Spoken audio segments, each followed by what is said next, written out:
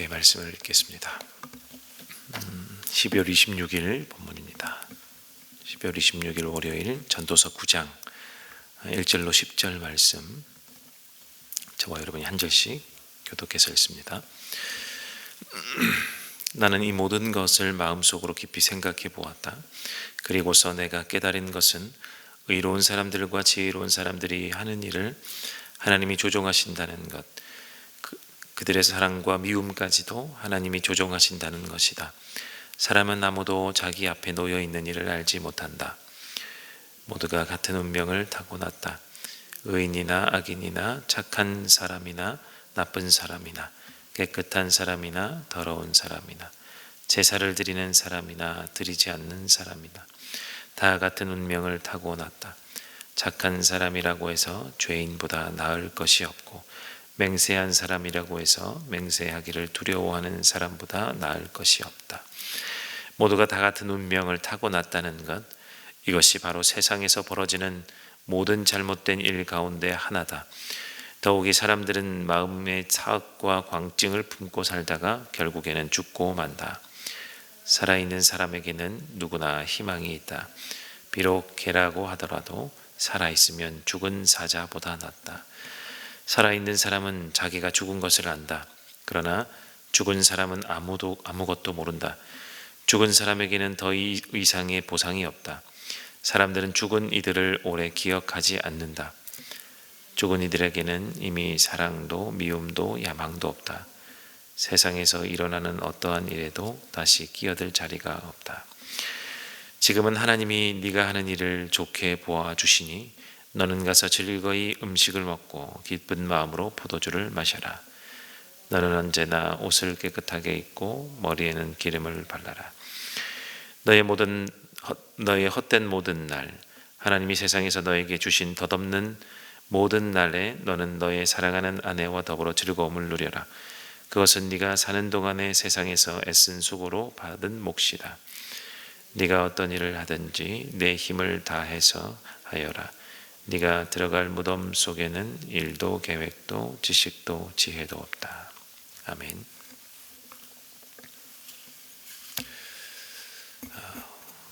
오늘 전도자 고헬렛이라고 불리는 우리 전도서의 전도자가 사람과 또 인생에 관한 우리 통전적인 관찰을 했고, 또 그에 대한 결론으로 말하는 지금 생각해 보아도 매우 철학적인 오늘 본문의 말씀이 아닌가 생각해 봅니다. 아마 이 고헬렛이라고 불리는 이 전도자는 아마 솔로몬이 아닐까 어떤 추측을 하고 예상을 하는데, 그러한 것 같습니다. 모든 것을 누려본 솔로몬 시대에 이스라엘은 초강대국, 그 근방의 초강대국 중 하나였습니다. 그래서 많은 여타의 주변의 국가들이 솔로몬과 정략적 결혼을 해야 될 만큼의 힘이 있었고, 그에게는 권력도 있었고, 하나님이 주신 지혜로 말미암아 통치에 또 자랑이 있었고, 여러 가지를 맞추어 볼 때 솔로몬의 일생을 다 살아본 말년 즈음에, 아마 그의 인생을 마감할 마지막 즈음에 전도서를 적지 않았을까. 다 해보니 헛되도다, 이렇게 이야기하지 않았을까라고 생각하여 솔로몬이 이 전도자 고헬렛이 아닐까 생각을 합니다. 이 고헬렛이라고 쓰인, 번역은 전도자라고 되어 있는 이 단어는 부르다라는 단어, 카라라는 단어에서 왔고, 사람들이 모여있는 가운데, 불려서 모여있는 사람 가운데 누군가가 지혜로운 자가 말을 한다 할 때 그 사람을 일컬어 고헬렛이라고 하는데, 그가 바로 모든 것을 해보니 모든 것이 다 하나님 손에 들려 있었구나라고 말할 수 있는 사람, 그래서 솔로몬이 아닐까 생각을 합니다. 그가 이 동전적 관찰을 했고 그에 든 결론을 오늘 내고 있는 것이 아닌가 생각이 돼요. 마치 저 위에 저 꼭대기에서 저 위에서 밑을 내려다보는 듯한 솔루션, 해결책을 주는 듯한 이러한 본문이라고 할 수 있습니다. 이 땅을 사는, 이 낮은 곳에 이 땅을 사는 우리는 키의 높낮이도 우리 눈에 들어오고 타인의 얼굴의 생김새도 눈에 들어오죠. 그래서 차이를 분별해내고 나와 다름으로 인해서 그 다름을 마음에 품기도 하고 말하기도 하고, 또 그런 것 때문에 갈등을 겪기도 하죠. 또 신분을 그것 때문에 나누기도 하고, 때로는 함께 할 수 있는 사람 없는 사람, 그런 사람을 고르기도 하고, 다른 사람과 차별을 두려고 하기도 합니다. 그것이 우리의 본능같이 느껴질 때도 있죠. 누군가는 이렇게 이야기를 하더라고요. 싫은 사람은 끝까지 싫더라. 좋은 사람은 좋은데 싫은 사람을 좋아해 보려고 해도 잘 안 되더라. 우리는 그런 것 같습니다. 그런데 여러분이 저 높은 빌딩에, 초고층 빌딩에 한번 올라갔다고 생각해 보십시다. 그리고 저 밑을, 그 빌딩에서 저 바닥을 내려다 봅니다. 많은 사람들이 지나갈 텐데 그렇게 밑에서 아등바등 차별을 두고 차이를 두고 나와 다른 점을 찾거나 이래서 싫고 저래서 좋고 이런 것들이 눈에 들어오지만 저 높은 곳에서 보면 다 까만 점들이 지나가는 것에 불과하지 않습니까? 동그란 머리의 점, 그것이 사람이요 지나가는 것이 보이는 것뿐, 그 사람이 어떤지, 키가 높낮이가 어떤지, 신분이 어떤지, 무엇이 차별을 둘 수 있을지 분간하기 어려울 정도로 위에서 보면 다 똑같은 사람이죠. 하나님이 그렇게 우리를 보고 계신 것이 아닌가. 그에 빗대어 이 전도자가, 이 고헬렛이 이 사람에 대하여 평가하고 있는 것이 아닌가. 오늘 본문을 읽어보면 그러한 느낌이 절로 듭니다. 이런 결론 같습니다. 어떤 결론입니까? 모든 인생이, 모든 사람이 하나님 손에 있다는 것. 그래서 모두는 달라 보이지만, 각 사람이 다 달라 보이지만 모든 사람은 같은 신분을 가졌다라는 것. 어떤 신분입니까? 죄인된 신분이라는 거죠. 그래서 죄의 결과로 모두 같은 운명을 지녔다고 합니다. 어떤 운명입니까? 죽을 수밖에 없는 운명. 죽음을 기다리는 운명. 그런데 이 운명은 죽은 자는 바꿀 수 없다고 합니다. 죽은 자는 이 운명에 입을 댈 수도 없고 관여할 수도 없다라고 이야기합니다. 왜 그럴까요? 기회가 사라졌으니까요.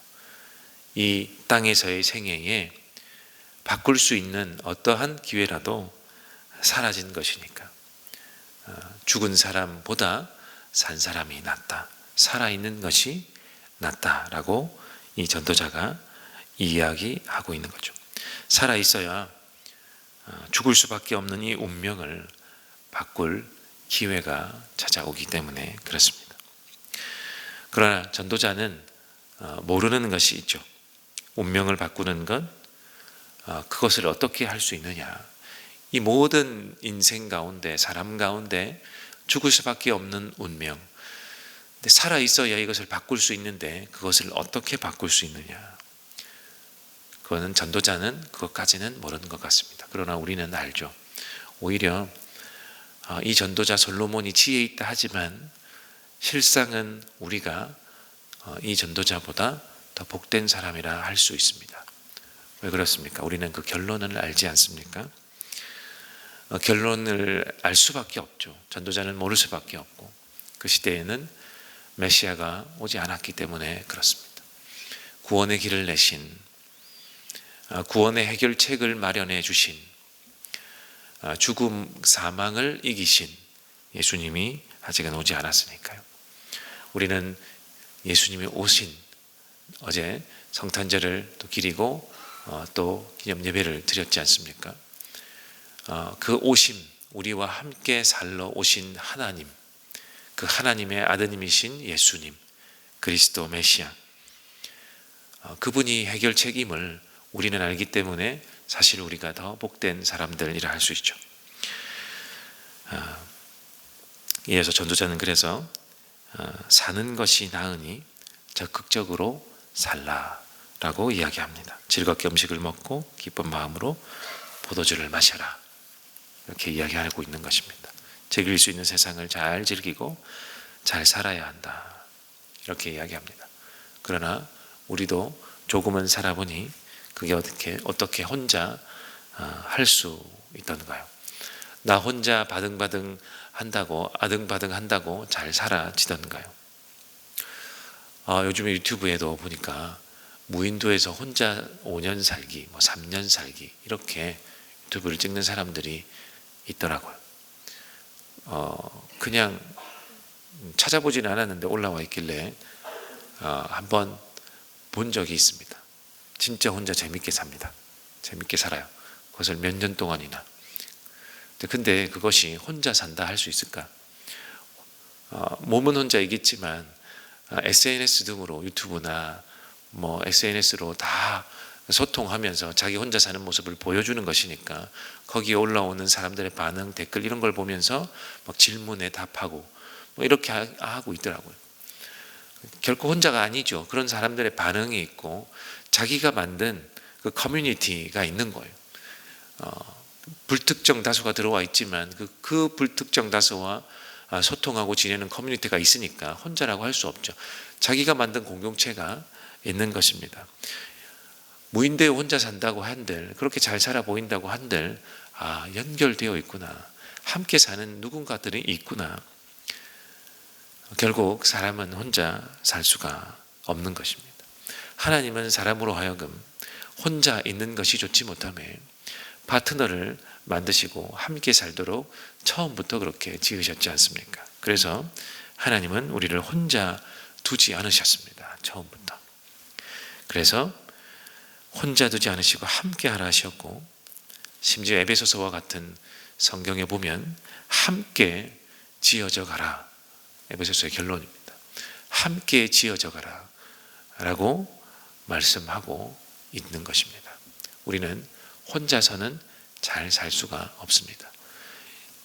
죽는 것보다 사는 것이 낫다라고 하는 이 세상에서도 혼자 살지 않도록 하나님이 그렇게 만드셨고, 그래서 우리는 함께 살아가는 법을 배워야 하고 발견해야 하고, 그것도 그리스도인으로 하나님의 자녀로 함께 사는 법을 익혀야 하는 것입니다.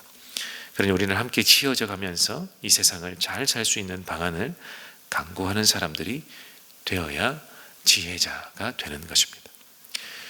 여러분, 당장 그래서 함께 살아갈 만한 방법을 강구할 때 할 수 있는 일이 무엇이 있을까?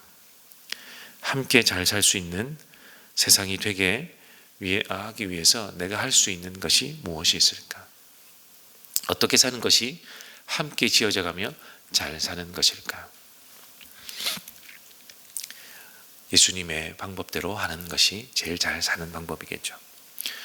우리 어제 성탄을 보냈지만 예수님이 오심부터 남다른 길을 가고 계시다는 것을 여러분 어제 설교의 말씀을 통해서 들을 수 있었을 것입니다. 그 기쁜 소식을, 예수님이 이 메시아가, 기다렸던 메시아가 오는 소식을 누구에게 먼저 알렸습니까? 목자들에게, 들판을 책임지고 있었던 그 목자들에게 알려주셨습니다. 어제 설교의 말씀처럼 목자들의 생활은 녹록지 않은 생활이었죠. 사실 그 목자의 신분, 죄인된 신분을 만든 사람들은 제사장들입니다. 제사장들이 점점 타락해 가면서 예수님 시대에도 성전에 가서 예수님이 성전을 뒤엎을 만큼 그들은 그들만을 위한 법들을 만들고 살았습니다. 성전에 오는 모든 사람들, 재물을 가지고 올 수 없는 시대로 가고 있다는 것을 알았던 제사장들은 자기들이 경영하는 농장들이 있었고, 그들이 키우고 있던 소작농처럼 부리고 있었던 목자들을 고용하고 있었던 농장의 경영주들이 대부분이었습니다.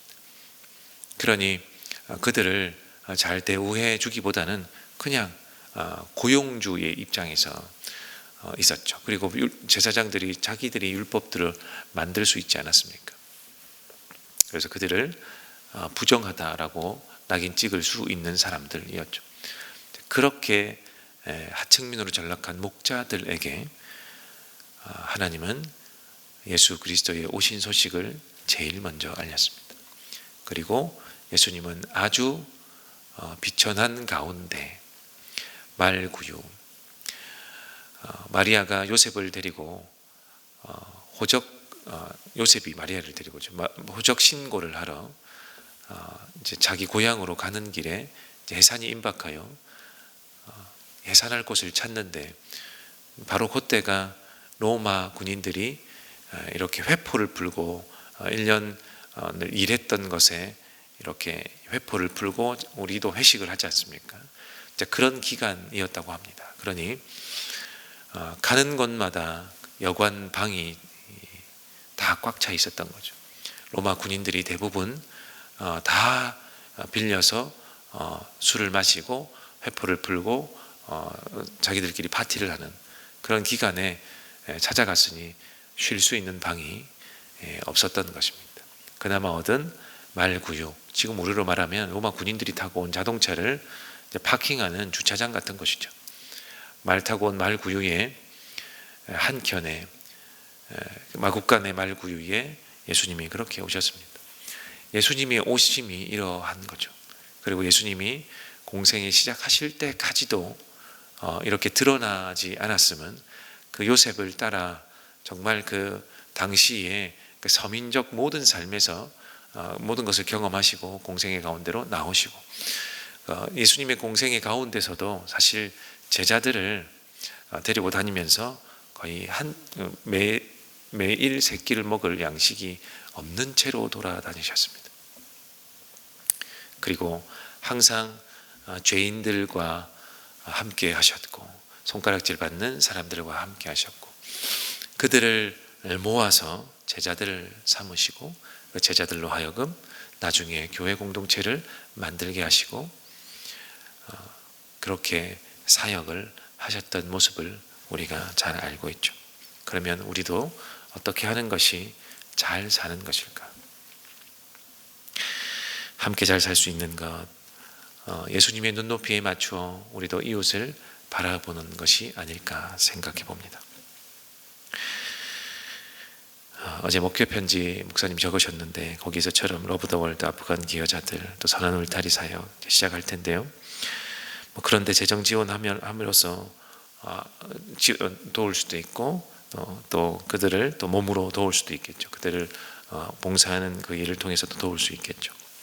이것만이 아니겠습니다. 소외된 자들을 위해 법을 바꾸기 위해 정말 노력하는 많은 사람들이 있습니다. 국회의원뿐만이 아니고 이 법 하나 바꾸기 위해 인생을 거는 사람들도 저는 만나보았습니다. 나는 목사님, 저는 그렇게 하고 싶더라고요. 내가 할 수 있는 모든 것을 투여해서 사람을 도울 수도 있지만 법 하나 바꾸면 많은 사람들이 살더라고요. 그렇게 하면서 일생을 바치는 사람도 보았습니다. 우리가 그런 것도 할 수 있겠죠. 이런 것뿐만이 아닙니다. 우리 슬픔에 잠긴 사람들 곁에 함께 있어주는 것만으로도, 그들과 함께 울어주는 것만으로도 그들은 위안을 받죠. 그런 것도 할 수 있죠. 예를 든 것입니다만 우리는 예수님의 눈높이, 이 시대에 예수님이 계시다면, 지금 이 시대에 예수님이 오셨다면 누구와 함께 하실까? 어디에 눈을 두실까? 어디로 향하실까? 누구를 도우실까? 누구와 함께 식사하고 함께 공동체를 이루실까? 생각해 볼 수 있을 것 같습니다. 그것이 함께 사는 법, 그리스도인으로 함께 잘 사는 법. 오늘 전도서가 이야기하는 나 혼자가 아닌 함께 이 세상을, 하나님 주신 이 땅을, 이 하나님 나라를 잘 살 수 있는 법이 아닌가 생각이 됩니다. 오늘 말씀은 이 세상에 다 함께 살 수 있도록, 사는 것이 낫다 할 수 있도록 먼저 된 자가 바꾸라 하는 말씀으로 우리가 받으면 좋겠습니다.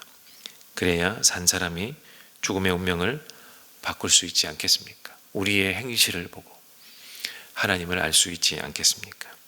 연만열초 우리가 또 많은 사람들을 만날 텐데 이 만나는 사람마다 여러분이 살리는 사람 되면 좋겠습니다.